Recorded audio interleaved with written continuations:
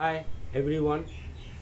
आज मैं मैट्रिक की परीक्षा को देखते हुए मैट्रिक विद्यार्थी के लिए इम्पोर्टेंट चीज़ पढ़ाऊँगा जो आपके काम आएंगे, चाहे वह ऑब्जेक्टिव क्वेश्चन हो, चाहे लघुत्तरीय हो या दीर्घोत्तरीय। तो आज का पहला चैप्टर है ज्योमेट्री। मैथमेटिक्स का ब्रांच है ज्योमेट्री, उसका हम अध्ययन करने जा रहे हैं आज। तो चलिए हम तो ज्योमेट्री है, ज्योमेट्री आज हम ज्योमेट्री क्लास लेंगे। ज्योमेट्री को हम संधि विच्छेद करेंगे। तो कोई भी चीज़ को पढ़ने के लिए पहले बेसिक नॉलेज चाहिए, कंसेप्ट चाहिए क्लियर कि क्यों हम ज्योमेट्री पढ़ते हैं, क्यों हम त्रिकोणमिति पढ़ते हैं। वो बेसिक नॉलेज होना से सिर्फ बना देने से ही नहीं होता है, कंसेप्ट मजबूत होना चाहिए, बेस मजबूत होना चाहिए। तो बेस मजबूत के लिए सबसे पहले ज्योमेट्री पढ़ते हैं। तो ज्योमेट्री के बारे में हम पहले डिटेल्स में जानेंगे, ज्योमेट्री है क्या, क्यों हम पढ़ते हैं, तो उसकी बेसिक नॉलेज मैं आज देने जा रहा हूँ। तो ज्योमेट्री को हम दो भागों में बांटते हैं, संधि विच्छेद करेंगे। जियो प्लस मेट्रॉन, जियो प्लस मेट्रॉन, जियो प्लस मेट्रॉन होता है। ये दोनों जो है खंडित जो किए हैं ज्योमेट्री को हम, तो ये दो भाग में बटा है, जियो प्लस मेट्रॉन। जियो ये ग्रीक भाषा है, ग्रीक शब्द भी बोल सकते हैं, ग्रीक शब्द यूनान का भाषा है, ग्रीक शब्द है ये। जियो का अर्थ होता है हिंदी में भूमि या पृथ्वी बोल लीजिए, और मेट्रॉन का अर्थ होता है मापन। तो ज्योमेट्री को हम दो भागों में बांटे हैं, जियो प्लस मेट्रॉन। ग्रीक शब्द है, जियो का मतलब पृथ्वी होता है, मेट्रॉन का मतलब मापन होता है। अर्थात शाब्दिक अर्थों में, नॉट एक्यूरेटली, शाब्दिक अर्थ में हम, संक्षेप में हम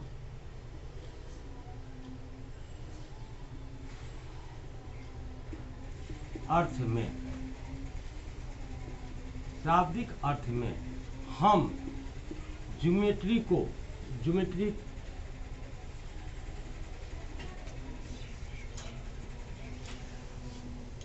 को निम्न प्रकार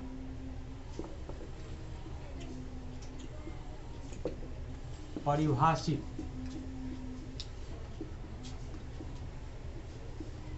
करेंगे। शाब्दिक अर्थों में हम ज्योमेट्री का परिभाष को निम्न प्रकार से हम परिभाषित करेंगे। अर्थात ज्योमेट्री जिसको हम संधि विच्छेद किए हैं भूमि प्लस मापन में, तो अर्थात हुआ भूमि मापन, भूमि मापन,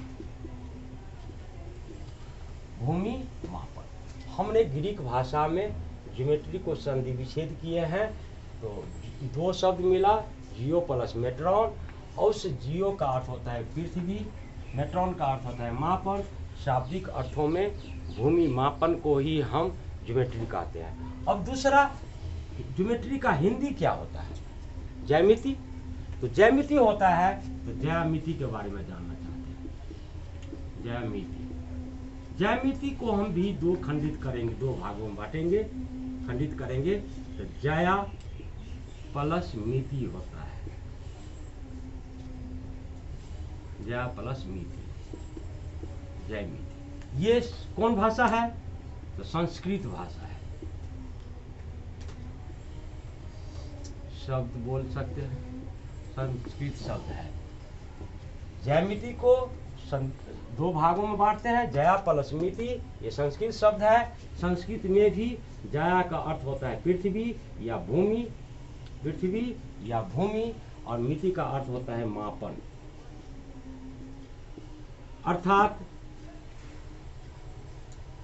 अर्थात संस्कृत में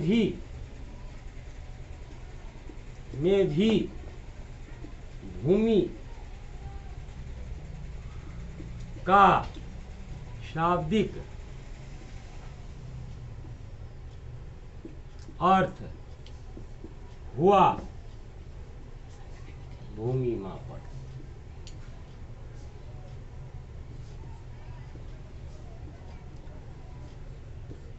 तो हमने क्या देखा, ज्योमेट्री जो ग्रीक भाषा शब्द है जियो प्लस मेट्रॉन, और ज्यामिति जिसको खंडित किए हैं तो ज्या प्लस मिति संस्कृत भाषा है। दोनों का अर्थ एक ही आया, भूमि मापन। तो ज्योमेट्री के जो शब्द हम पढ़े हैं, भूमि मापन, चाहे वह संस्कृत शब्द हो चाहे वह ग्रीक भाषा में हो, दोनों शब्दों में ज्योमेट्री का अर्थ आपने क्या देखा, भूमि मापन। तो भूमि मापन है क्या चीज, उसी के बारे में ज्योमेट्री में पढ़ेंगे। तो प्राचीन काल से ही हम लोग भूमि को मापते आए हैं। कैसे मापते आए हैं, तो शादी विवाह में लड़कियां की शादी होती है तो मरबा बनता है, तो लड़की के हाथों से भूमि को मापा जाता है। वेदी होता है, वेदी समझते हैं आप लोग, किसको कहते हैं, जिसके चारों तरफ जो है लवा छींटते हैं, दे लवा छीड़ियो व बिछी बिछी खाओ, यही है ना वेदी है। तो वेदी को भी नापते हैं। उसके सबसे ज्वलंत उदाहरण है यज्ञ जो होता है। आपको यज्ञशाला में यज्ञ की पूर्णाहुति पर भी हवन होता है। वो हवन किस आकार का होता है, त्रिभुजाकार या तो वर्गाकार। त्रिभुज में कौन त्रिभुज, तो समबाहु त्रिभुज। तो तीनों भुजाओं को मापते हैं। कोई डंडा ले हाथ लेकर के, एक हाथ तिरछी लेकर के त्रिभुज बनाते हैं, तो समबाहु त्रिभुज के आकार का वेदी बनता है, या वर्ग के आकार का पूर्णाहुति होता है। तो ये सब चीज पहले से हमारे पूर्वजों ने मापते आए हैं, लेकिन आज हम उस चीज को जो पूर्वज हमारे नापते आए थे प्राचीन काल से, जिसको हम किताब में थ्योरेटिकली प्रैक्टिकली ये चीज है, थ्योरेटिकली अध्ययन करेंगे। तो ये हुआ इंट्रोडक्शन और ज्योमेट्री का। उसके बाद अब ज्योमेट्री के बारे में पढ़ने के लिए सबसे पहले हम समरूपता पढ़ेंगे। समरूप त्रिभुज या समरूपता किसे कहते हैं, इसकी जानकारी हम आपको डिटेल्स में दे। अब हम ज्योमेट्री के परिभाषा को अच्छी तरह से समझ लिए कि ज्योमेट्री का अर्थ होता है भूमि मापन, जिसको हम प्राचीन काल से मापते आए हैं, शादी ब्याह में, यज्ञ में। उसके बाद हम उस ज्योमेट्री को जो पढ़े अध्ययन करेंगे किताब में। ज्योमेट्री एक क्या है, ब्रांच है गणित का, जिसको हम दो भागों में अभी फिलहाल बांट करके पढ़ेंगे। एक है थ्योरेटिकली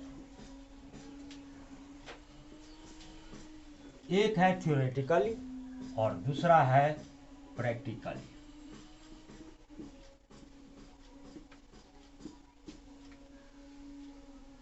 थ्योरेटिकली में हम क्या चीज पढ़ेंगे, तो प्रमेय को पढ़ेंगे। प्रमेय थ्योरम अर्थात प्रमेय या अपरमेय, उपप्रमेय, अपने ऊपर में, ये हम थ्योरेटिकली अध्ययन करेंगे। उसी थ्योरेटिकली को हम प्रैक्टिकली में पढ़ेंगे, हम कंस्ट्रक्शन के रूप में, कंस्ट्रक्शन के रूप में, बनावट जिसे कहते हैं हिंदी में। तो अजारवक से हम कंस्ट्रक्शन बनेंगे।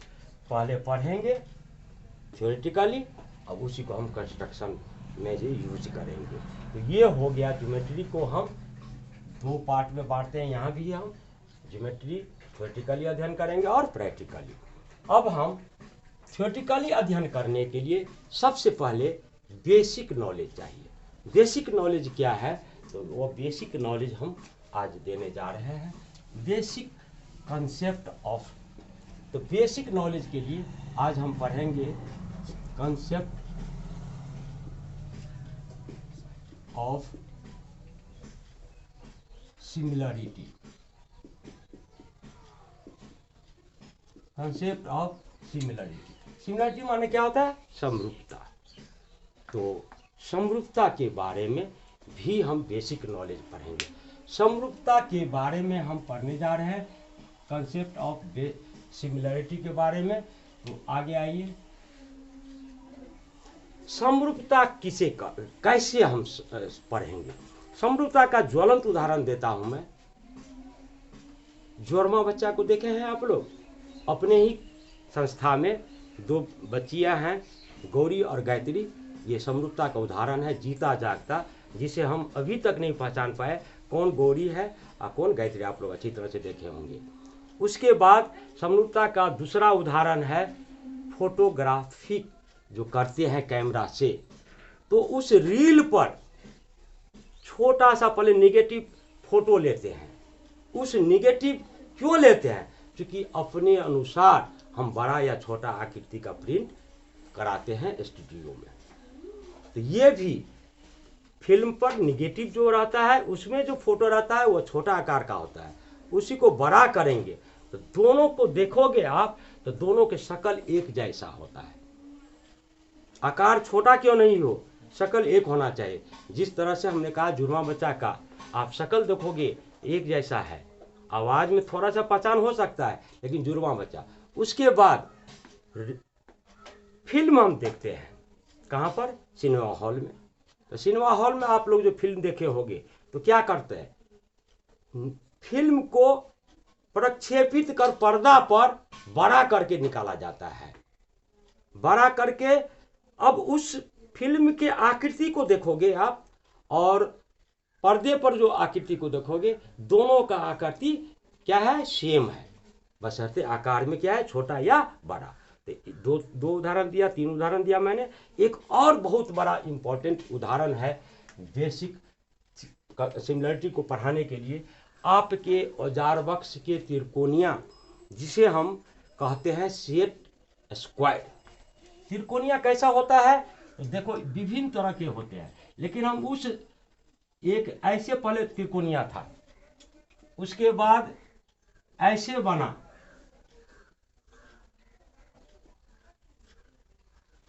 और बाद में जाकर के ऐसे बना।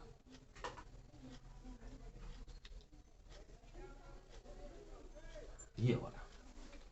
3 तरह के आकृति को आपने उस पर देख रहे हैं। एक जो सादा है त्रिकोणिया औजार बक्स में, अब ऐसा नहीं मिलता है। एक ऐसा भी त्रिकोणिया पहले था, अब त्रिकोणिया ऐसे आता है। तो ये है असली। और इनको बनाने वाले कौन थे? डिजाइन करने वाले कौन थे? तो इंजीनियर लोग। आप जो पढ़ोगे इंजीनियर बनोगे, इंजीनियर को ऐसे ही नहीं 1.5 लाख रुपये तनख्वाह देता है या 12 लाख रुपये जो है साल में देता है, ऐसे नहीं। इंजीनियर का अर्थ यह होता है डिजाइन करना। और डिजाइन करने का मतलब क्या होता है? देखो 3 तरह के इंजीनियर है। इंटरव्यू में जाओगे इंजीनियर करके, आपको कंपनी कहेगा कोई चीज़ पर डिजाइन करने के लिए, मान लिया कि सेट स्क्वायर को कहेगा करने के लिए, एक ने ऐसे डिजाइन किया, दूसरा ऐसे डिजाइन किया, तीसरा ऐसे डिजाइन। ये जो वृत्ताकार जो है ये होल है, इसको काट करके निकाल दिए। इसमें प्लेन है, इसमें त्रिभुजाकार निकाल करके काट दिए। उससे क्या होता है?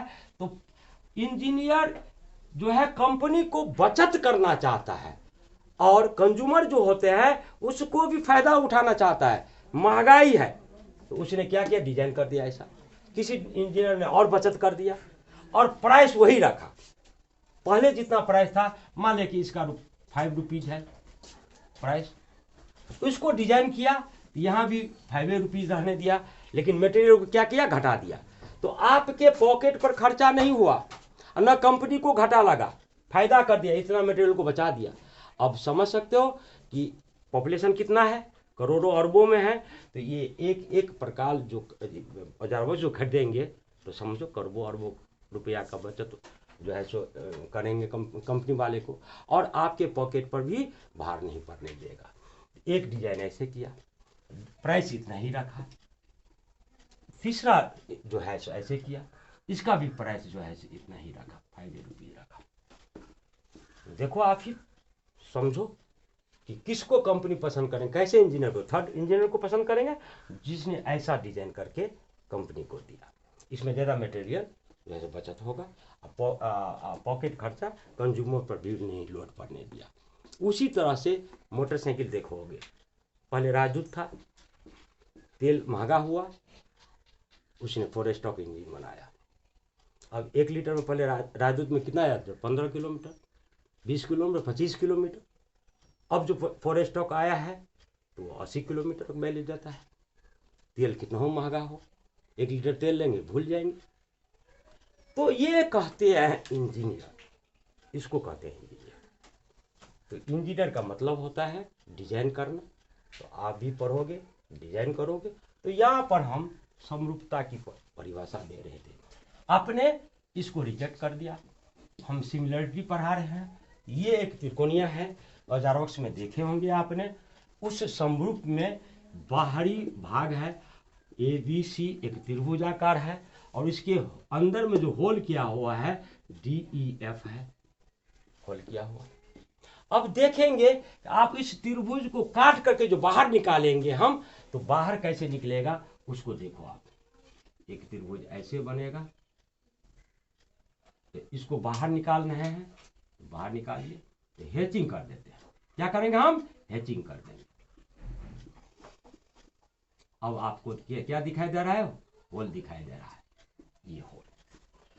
अब उस त्रिभुज को और इस त्रिभुज को जो कंपैरिजन करेंगे तो आप क्या देखते हैं? ये भुजा इस भुजा के समानुपाती है, चाहे आकार में छोटा क्यों नहीं है।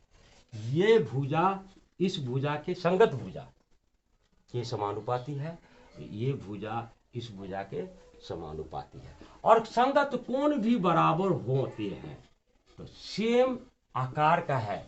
सेम माने शक्ल दोनों का क्या है? सेम आकार, चाहे छोटा हो चाहे बड़ा हो। तो आपको हम 3-3 उदाहरण, 4-4 उदाहरण दिया। जोरमा बच्चा सिमिलरिटी का उदाहरण है, फिल्म देखते हैं वह सिमिलरिटी का उदाहरण है। उसके बाद फोटोग्राफी में फोटो जो खिंचवाते हैं वह भी समरूपता का उदाहरण है। और आपके औजार बॉक्स में ये जो त्रिकोणीय है, जिसे अंग्रेजी में सेट स्क्वायर कहते हैं, ये भी समरूपता का उदाहरण है। अब हम समरूपता के बारे में जान गए हैं। तो प्राचीन काल में 600 ईस्वी पूर्व यूनान में एक बहुत बड़ा गणितज्ञ हुआ करते थे, जिनका नाम था थेल्स। यदि साइंस के विद्यार्थी हो और थेल्स का नाम नहीं जाने तो कुछ नहीं जानते हैं। वही बेस चीज हम आते हैं यहाँ पर। तो उस समरूपता के बारे में बहुत सटीक परिभाषा थेल्स साहब ने दिया था। थेल्स साहब के बारे में जानने के लिए, इतने बड़े गणितज्ञ यूनान में रहा करते थे, तो पहले इसके बारे में जानो, इसके इतिहास को जाने। तो थेल्स था क्या? एक बहुत बड़ा बिजनेसमैन, करोड़पति अरबपति। उस समय में 600 ईस्वी पूर्व है, यूनान में थेल्स नाम के एक बहुत बड़ा प्रख्यात गणितज्ञ थे।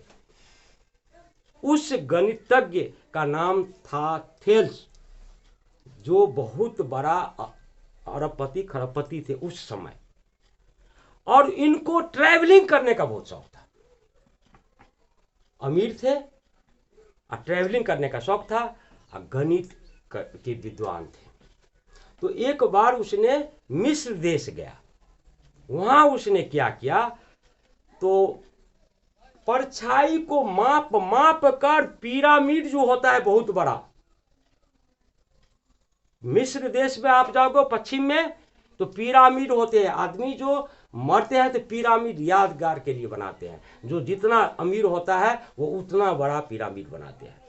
तो बहुत बड़ा पिरामिड के छाया को नाप कर थेल्स साहब ने एक्यूरेट उसकी ऊंचाई बता दिए थे। ये इतिहासकारों का कहना है, ना हम देखे हैं ना आप देखे हैं ना कोई देखे होंगे। 600 ईस्वी पूर्व है। तब छायाकार इतिहासकार का मानना था। तो वह किस तथ्य के आधार पर इतना बड़ा कारनामा किए? तो आज हम थेल्स के अनुसार समरूपता का परिभाषा देने जा रहे हैं। ठीक है? तो कंसेप्ट आपने जाना, थेल्स साहब के बारे में जाना। बहुत बड़ा गणितज्ञ थे। कहाँ के रहने वाले थे? यूनान के रहने वाले थे। समरूपता का परिभाषा सबसे पहले उन्होंने दिया, अकॉर्डिंग टू थेल्स।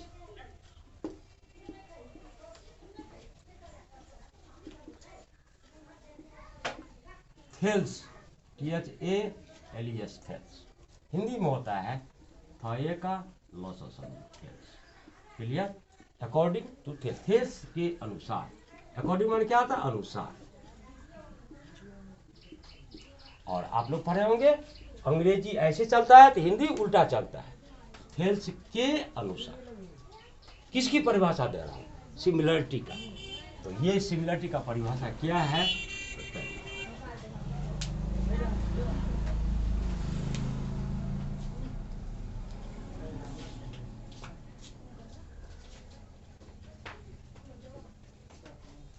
समरूप त्रिभुज में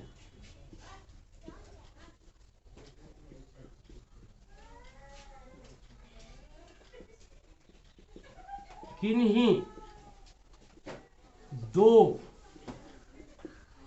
भुजाओं की लंबाई का अनुपात सदा या हमेशा समान मान इक्वल होता है।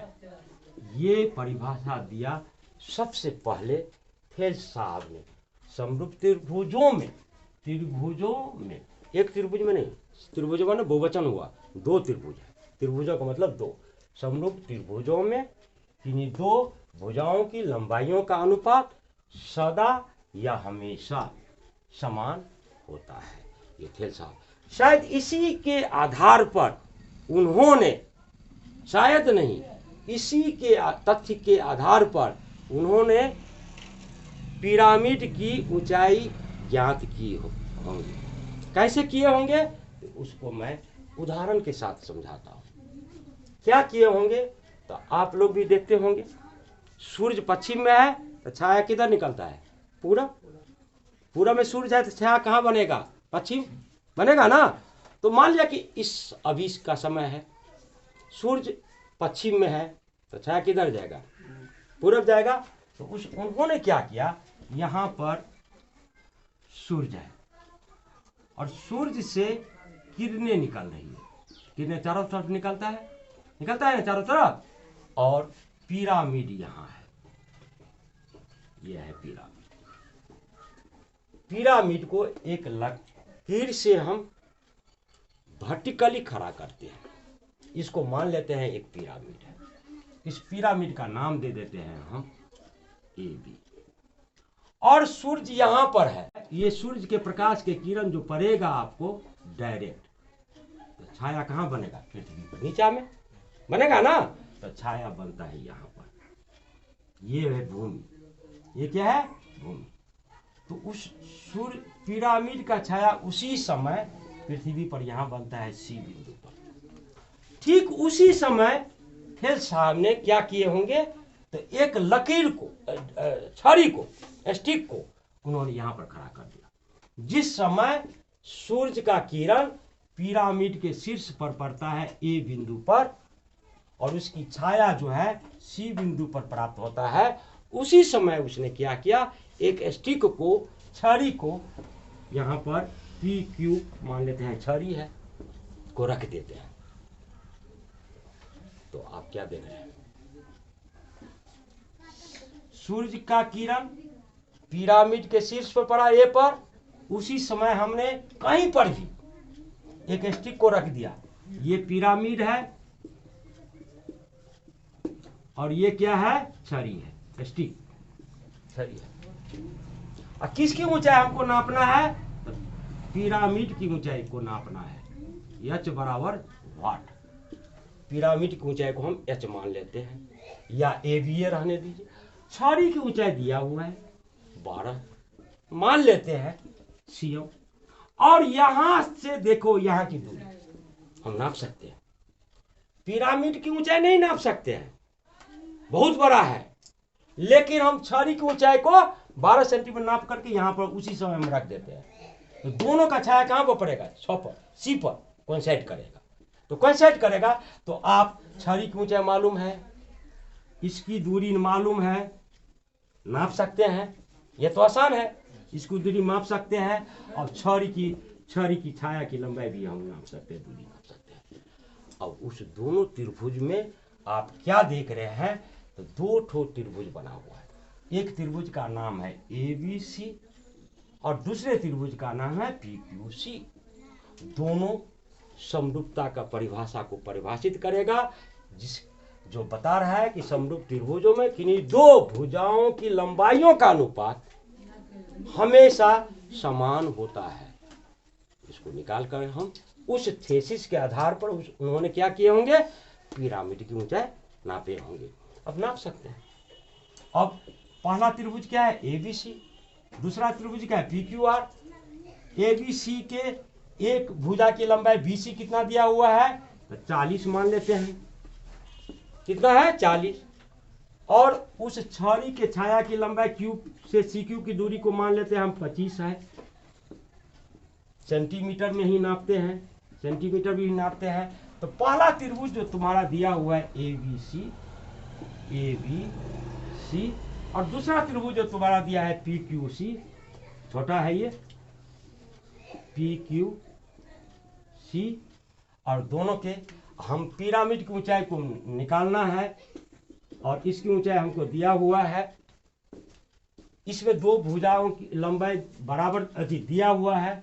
इसकी ऊंचाई कितना दिया है, 12 स्टिक की छड़ी की लंबाई, और ये इसकी दूरी कितना दिया है, मान ले कि 24 दिया हो। 25 नहीं डालो, 24 डाल दो तो बेटर रहेगा कैलकुलेशन का, नहीं तो जैसे उदाहरण को समझा रहे हैं। अब आप देखिए, समरूप त्रिभुजों में किन्हीं दो भुजाओं की लंबाइयों का अनुपात। अब आप गौर करो, इस त्रिभुज को हम खिसका करके इसके अंदर ले जाएंगे तो संगत भुजा AB वर्टिकली खड़ा है आपका, और ये PQ है वर्टिकली खड़ा। ये भुजा और ये भुजा का अनुपात बैठा दिमाग में। तो थेल्स के अनुसार जब पिरामिड की ऊंचाई नापा होगा वो दिखलाता हूं मैं। तो उसकी ऊंचाई AB है और उसकी ऊंचाई कितना दिया हुआ है, PQ। पहले त्रिभुज की एक भुजा और दूसरे त्रिभुज की संगत भुजा, फिर पहले त्रिभुज की दूसरी भुजा क्या दिया हुआ है, BC, और दूसरे त्रिभुज के संगत भुजा CQ। दोनों का अनुपात आपस में क्या होता है, बराबर। जब बराबर होता है तो तीन ठो चीज दिया हुआ है, तो पिरामिड की ऊंचाई निकल जाएगा कि नहीं निकल जाएगा, आप ही बोलो, निकल जाएगा ना।